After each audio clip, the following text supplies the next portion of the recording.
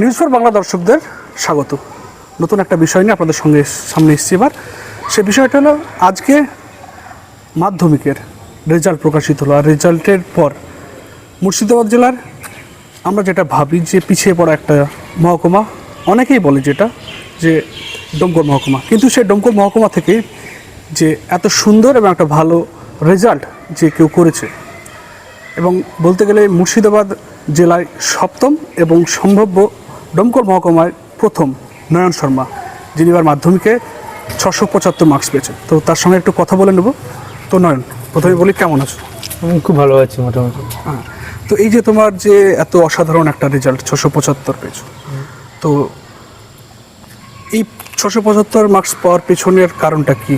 কীভাবে পড়াশোনা করেছো, কতটা সময় দিয়েছো, যদি একটু বলো আমাদের দর্শকদের। মূলত আমি একটা গ্রামের ছেলে, তো আমাকে পড়াশোনার পাশাপাশি কাজটা করতে হয়। সেহেতু দিনে যতটা পেরে কাজ করে রাতে পড়তাম, মূলত রাত জেগে পড়তাম। তাছাড়া রেগুলার টিউশন আসা, তারপরে স্কুলে আসা, স্কুল টিচার এবং গৃহশিক্ষকদের সহায়তা, বাড়ির মানুষদের সহায়তা মোটামুটি পড়েছিলাম। তাছাড়া আমাদের স্কুলের টিচার খুব সাহায্য করেছিলেন, কিন্তু না বুঝতে পারলে সেটা বুঝিয়ে দিতেন। তারপরে সাবমিটিভ পরীক্ষায় এক্সামে কী ভুল হয়েছে সেগুলো ধরিয়ে দিতেন। এইভাবে মূলত পড়েছিলাম। তাছাড়া আমার এই সাফল্যের সবথেকে বেশি অবদান থাকে তাহলে আমার দিদির। ও আমার মানসিক ক্ষেত্রে প্রস্তুত করার জন্য খুব গুরুত্বপূর্ণ ভূমিকা পালন করেছে। ও ছাড়া আমি এরকম রেজাল্ট করতে কোনোদিনই পারতাম না। সবসময় আমাকে মেন্টালি মোটিভেট করেছে। আচ্ছা, শিক্ষকরা তারা তোমাকে কীভাবে মোটিভেট করতো? অবভিয়াসলি তাদের মোটিভেশন ছিল আমার সাথে। যখন কিংবা স্কুলের সাবমিটিভ পরীক্ষায় কোনো সাবজেক্টে কম পেতাম, তখন মূলত খারাপ লাগতো, কিন্তু টিচার তখন বুঝিয়েছেন এটা চূড়ান্ত নয়, এরপর মাধ্যমিক ভালো করতে হবে, এইগুলোকে ধরে দিতেন। এবং ক্লাসের মধ্যে অনেক সময় কোনো বিষয় নিয়ে কোনো আলোচনা নিয়ে সব বোঝাতেন আমাদেরকে। সবসময় পড়াশোনা করলে হবে না, ব্যাপারটা বুঝতে হবে, সব জানতে হবে। পড়াশোনা করে নাম্বারটা পাওয়া আসল না, জীবনে বড় হওয়া উচিত। সব কিছু জানতে হবে, জানার জন্য পড়া, পরীক্ষার নাম্বার তোলার জন্য না। সায়েন্সে 3টে সাবজেক্টে 99, 99 এবং 98। কোথাও কি একটু আক্ষেপ থাকছে যে 99 থেকে 100টা এলো না কেন? হ্যাঁ, অঙ্কে তো আমার 100 আর ফিজিক্স সায়েন্সে 100 একটা আশা ছিল, কিন্তু কোথায় নাম্বার কেটেছে আমি বুঝতে পারছি না। কোথায় নিশ্চয়ই ত্রুটি থেকে গিয়েছিল। আচ্ছা, এর পরবর্তী এটা হচ্ছে জীবনের প্রথম সবথেকে বড় পরীক্ষা, এরপরে আসবে উচ্চ মাধ্যমিক। তো এবার উচ্চ মাধ্যমিকে তুমি কোন বিষয় নিয়ে বা কোন সায়েন্স, আর্টস, কমার্স? তো সম্ভবত সায়েন্স নিয়ে পড়বে না, মূলত সায়েন্স নিয়ে পড়া করেছি আমি। পিওর সায়েন্স নিয়ে পড়তে চাই, ফিজিক্সে পিএইচডির মতো কিছু করতে চাই, পিএইচডি অনার্স। সেহেতু পিওর সায়েন্স নিয়ে পড়তে চাই এখন। ভবিষ্যতে তোমার লক্ষ্যটা কী হবে? ভবিষ্যতে আমি অপশন বি আর অপশন এই দুটো রেখেছি। অপশন এই মূলত আমি সফটওয়্যার ইঞ্জিনিয়ার হতে চাই, এবং অপশন বি মতো সিভিল সার্ভেন্ট হতে চাই। যেহেতু আমাদের দেশের অবস্থা খুব খারাপ, মানুষের সিভিল সেন্স পর্যন্ত খারাপ, তারপর পলিটিশিয়ান, তারপর অনেক দুর্নীতি চলছে দেশে। তো দেশের মানুষদেরকে সঠিক পথে চালনা করার জন্য সিভিল সার্ভেন্টে যেতে চাই। তাছাড়া ইঞ্জিনিয়ারিং যাওয়ার ছোটোতে ইচ্ছা রয়েছে একটা।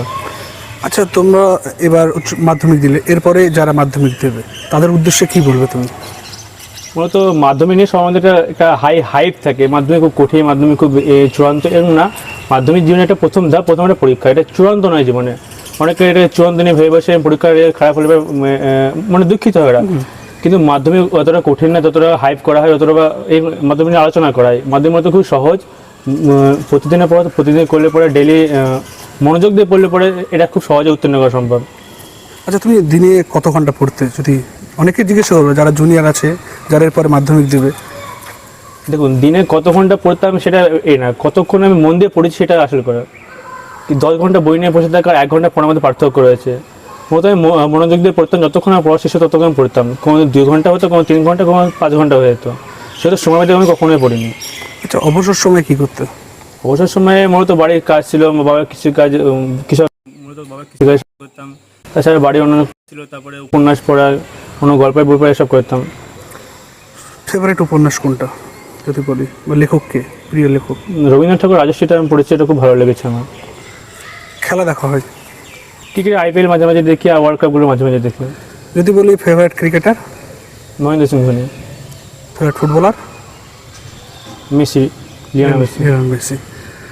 আচ্ছা, এই যে তুমি এত সুন্দর একটা রেজাল্ট করলে, এরপরে তোমার বাড়ি থেকে, তোমার আত্মীয় স্বজন, তাদের কাছ থেকে এবং স্কুলের যারা টিচার আছে তাদের কাছ থেকে তো অনেক শুভেচ্ছা পাচ্ছ। অবশ্যই আমার সঙ্গে অনেক শুভেচ্ছা জানি সবাই।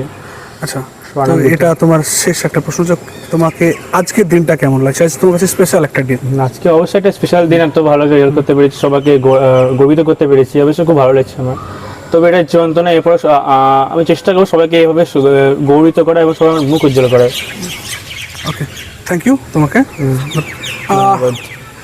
কথা বলে নিলাম নয়ন শর্মার সঙ্গে, যিনি ডোমকল মহকুমার সম্ভাব্য প্রথম নইপুর সরলাবলা হাই স্কুলের ছাত্র।